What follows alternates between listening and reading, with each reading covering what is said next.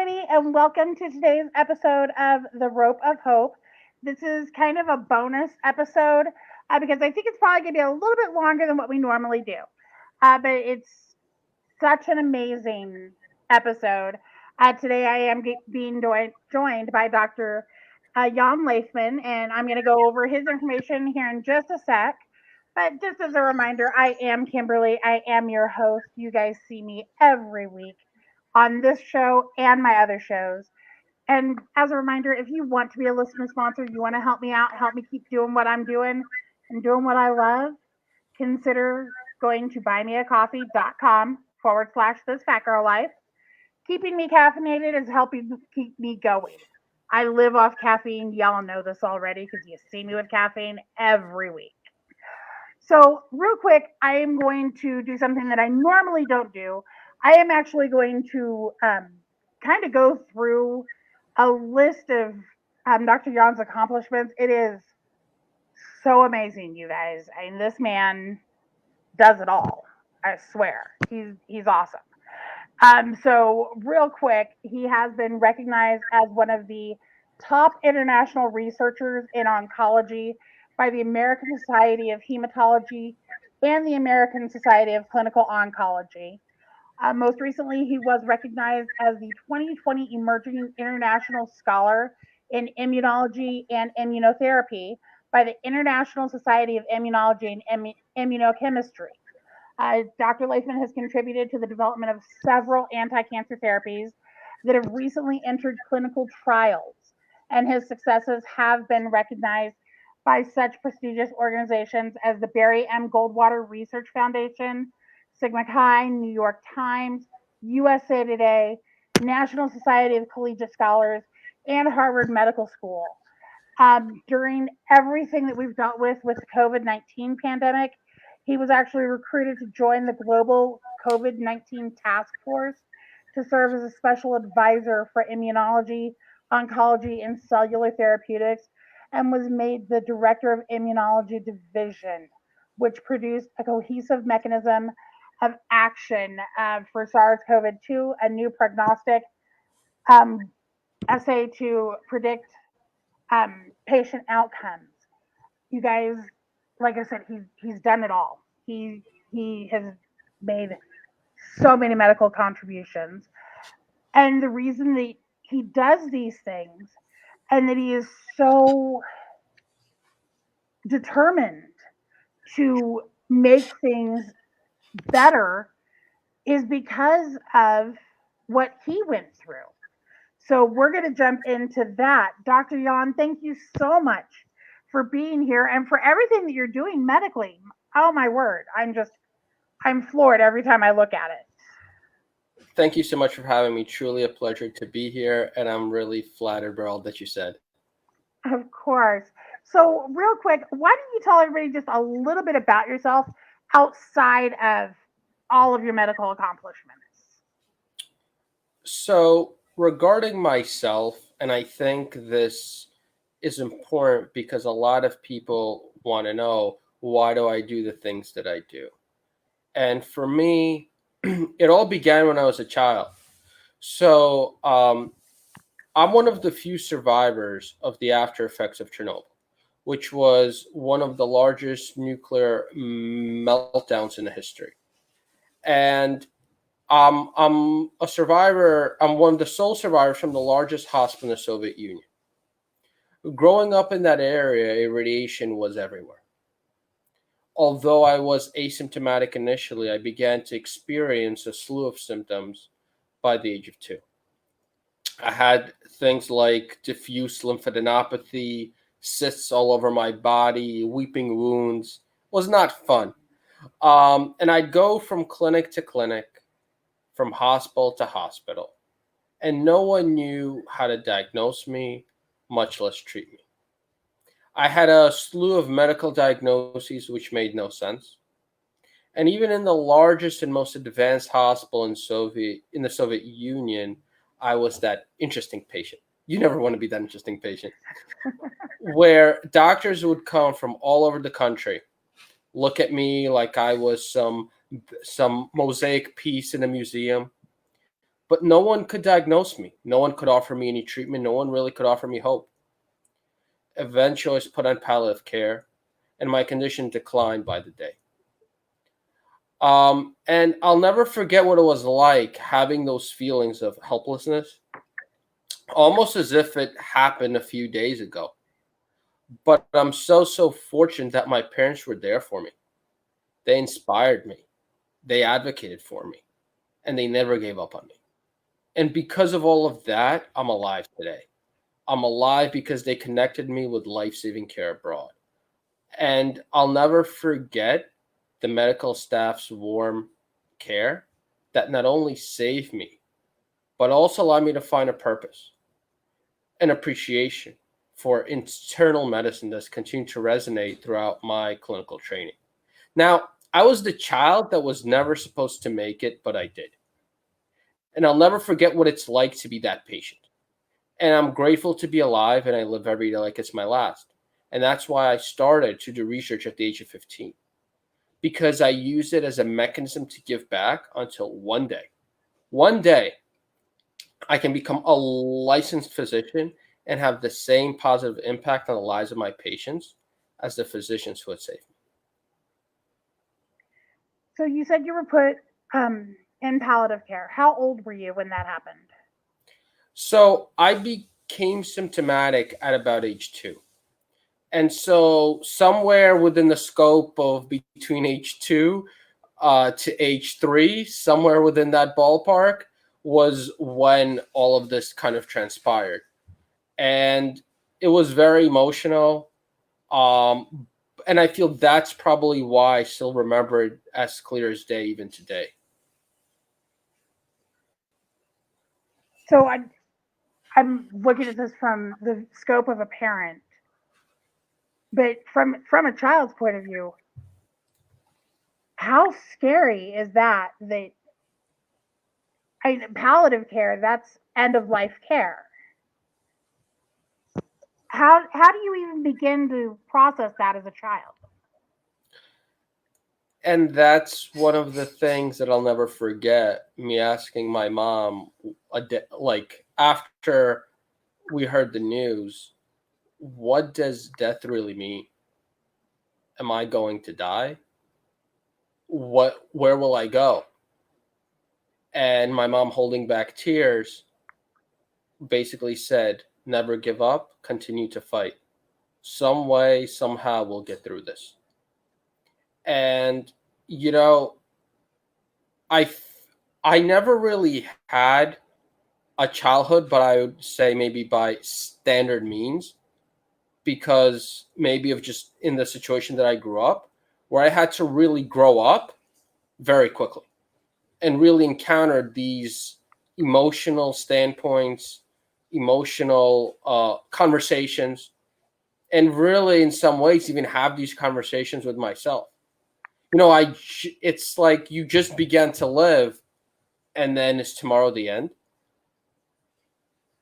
But in essence, I strive not to look back on it from a negative light. The hard road that I've lived through has served me well because it allows me to connect better with patients. And so I try, and I was taught from a very young age, thankfully to my parents, always find the positive in every negative situation, no matter how negative it is. Because in some way, shape, or form, there's always light at the end of the tunnel. And so I never forgot that, and I always take that to heart. No matter how low your situation is, it can always be lower at the end of the day. Someone else is having a situation that is worse than yours. So, with that, appreciate what you have, but also don't sit there and dwell on the negative. Think and strive and fight for what you believe in. For me, it was a daily fight for survival. And thankfully, I'm alive today.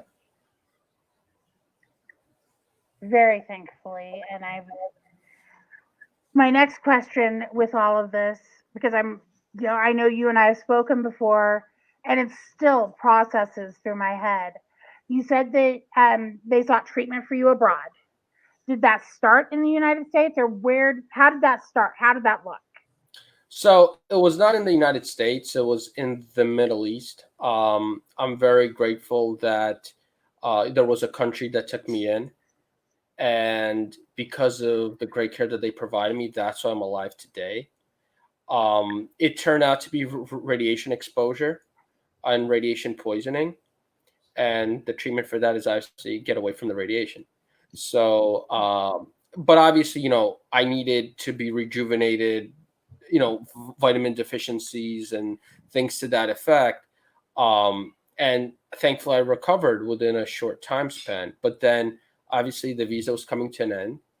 I had to go back, and then I got sick again when I came back. So that was not fun. But that's when my parents really start to evaluate the situation that we need to move. And my parents, they had good careers, good jobs. We had a house, but they gave all of that up for me. Immigration to the U.S. was never easy. Even to this day, even though I've been here over 2 decades, I still feel like I'm an immigrant at heart. But I also never forget the lessons, from that I've gained from all of this. But I'm also appreciative of what I have here, the opportunities that I have here as compared to what I had there. And I strive to always make the most of every single day, because once again, you never know what's on the horizon, and you never know what's going to happen tomorrow, because in some way, shape, or form, the black cloud of Chernobyl is still around us to this day. So now you started studying at the age of 15, you said. Is, you knew at that point that's what you were going to be, a doctor? You wanted to help others? So I began doing research at the age of 15 for a multitude of reasons. One, I was in a special program in high school that allowed me an opportunity to get exposure to that. Two, I always knew that I wanted to be a physician based on the great care that I received. You know, I had this dichotomy of care, one from, you know, where I was born, and one from the country that saved me. And I was always grateful to those physicians. And I've always wanted to, in some way, shape, or form, replicate what they did for me for someone else. And the ideal route to do that was to pursue a career in medicine. But let's be honest, who's going to let a 15-year-old student into a clinic? So um, I was looking at the situation from a realistic standpoint. I knew I wanted to do something in medicine. I knew I wanted to be a physician. But then I sat there and I said, okay, to be a physician is I need to finish high school, then it's college, then it's residency, and then if I want to specialize, I need to do a specialty as well. So that's like what, 15, 20 years from now? But people are dying today. People are sick today. What can I do today to make a difference? And research seemed like the next best thing. It will allow me to get closer exposure to medicine, develop a new skill set, and make me feel like I'm really making a difference and giving back. And that's really the main thing, and one of the main reasons why I wanted to do it, just to give back and continue to make a positive difference until I finish my medical training and I'm a fully fledged physician, to continue to do that. Uh, but by that time, I said, well, once I become a full fledged physician, I'll be able to not only do that from the medical route, but also contribute to research innovation. So in essence, I'm investing in myself, developing a new skill set so that I can provide the maximum productivity, the maximum value, the best possible care for my patients. So that what happened to me hopefully doesn't happen to anyone else. So I know part of the research you've done has been with cancer, with in oncology, hematology. What made you decide on cancer? So um, when I was in undergrad, towards the end of my first year, recently I alluded to the black cloud of Chernobyl. Well, the Okay. black cloud of Chernobyl struck, and my mom was diagnosed with cancer. And while I initially began to doing research to bring value, to help pioneer discovery and help patients who are ill, it now kind of became a personal battle. It didn't help that this was before the Affordable Care Act. It didn't help that my mom's insurance dropped her, then her physician dropped her. There was a period of time where she wasn't getting any care or treatment, and I became the medical proxy from the family. It was up to me to kind of help navigate the situation. I became a patient navigator, a student, a researcher, all in one.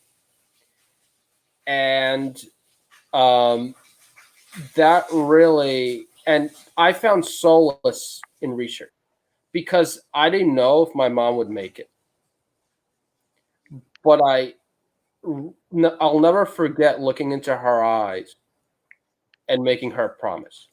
And if anyone knows me, I always keep my promises, no matter how crazy they are.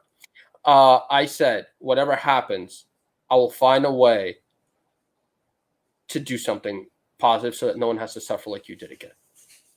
I said, I don't know how, I don't know when, but mark my words, I'll never give up. And I always hold myself to high standard. I always hold myself to the promises. And my research project, and so thankfully my mom didn't need that. We found a physician in New York. Hardly anyone wanted to take her, but there was one physician, one major cancer center who did. And thank God to them and their team that they did take her in, got in relatively quickly, had treatment, standard level of care, and thankfully, knock on wood, she made a full recovery. Now she's over a decade cancer free. But that was the turning point for me in many ways because it showed me not only how not only the holes in the healthcare system, but it also showed me that we need to really improve cancer care.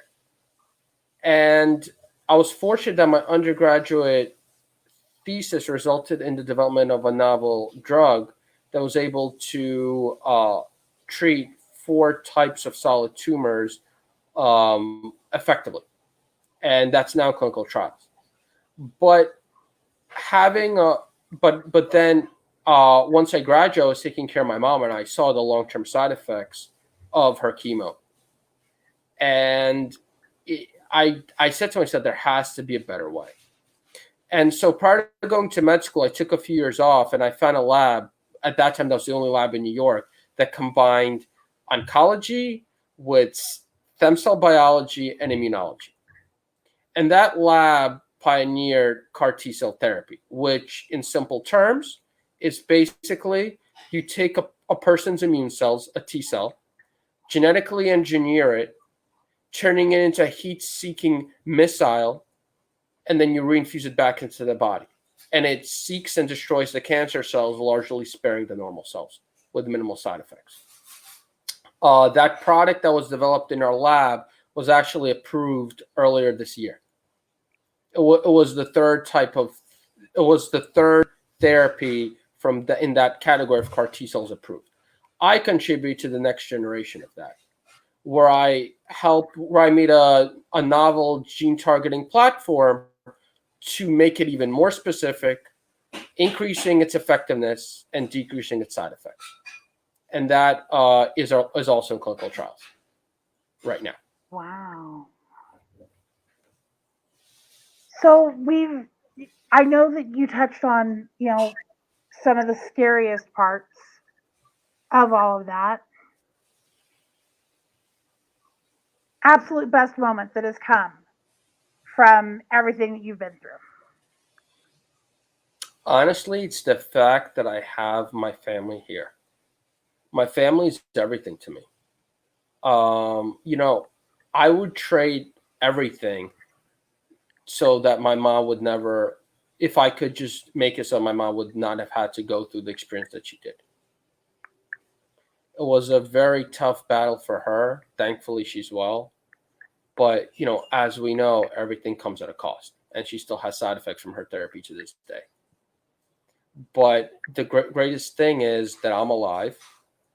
I have my parents, and that's basically it. And hopefully, I can continue to be a vehicle of change, a vehicle of hope, and use the knowledge and experiences that I've gained to be a positive difference, a vehicle of change for the patients who I have the fortune to take care of today, tomorrow, and in the future. So, for anybody who has been listening and or watching this, what is the one piece of hope that you can give them? Anybody who's struggling with having a really rough time. So your question is very broad and vague. Hmm. If it's in medicine, I will say that uh, we are in the renaissance of targeted therapeutics, cellular therapeutics, immunotherapeutics, not only in oncology, but therapies that may have initially been created for oncology that are now being fine tuned or repurposed for other medical conditions. And I feel that within the next decade at least, if not sooner, we will see a lot of these hopeful therapies come to market, come to patients, and really give hope to the hopeless. Regarding, the other side of your question,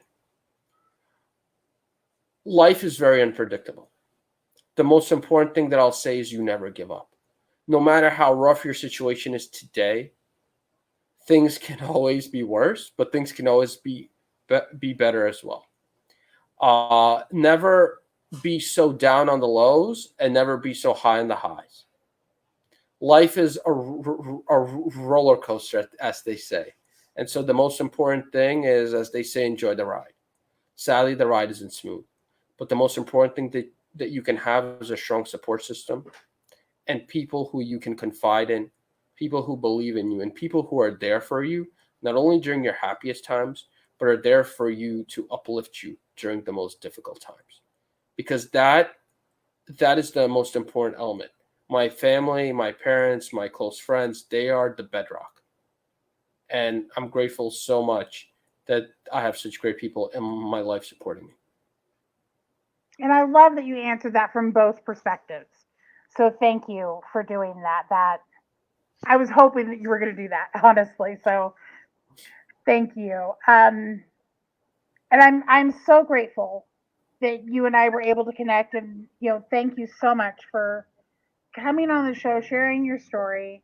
I do have one final question for you, and I ask this of every guest that comes on my show. Throughout your life,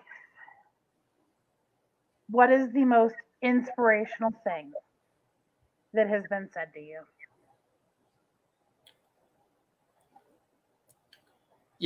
I a lot of things have been said to me, but I feel that from what has happened to me as a child, never give up.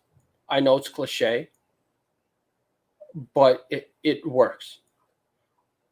You may be going through a very dark time right now. It may be a year that one has been going through that time, but the most important thing is in every darkness there is a sliver of light. You need to find it, or better yet, create it. Doors don't always come to you. Sometimes you need to create them. But the most important thing is you have the will, you have the passion, and you have the fire. Never let the flame of passion, never let the flame or the passion inside burn out. Keep it lit. Even if the situation is dark, turn to others, confide in others who you trust, and sooner or later you will see the light. I And that's absolutely really love all I it. had. I love that. Again, thank you so much for taking the time to come on and speak with me and share your story. I'm so glad that you survived. I think you've done so much, and you've become such a beacon of hope with this. And it was birthed out of something that could have been so much worse. You struggled. I'm not even. Please don't think I'm downplaying that. But it could have been a very, very different situation.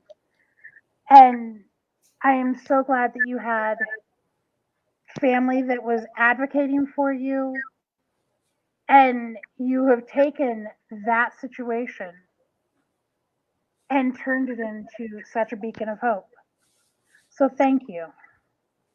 Thank you for having me. It was a pleasure to be here and to tell my story. Hopefully, if it can inspire one person, then I've done my job.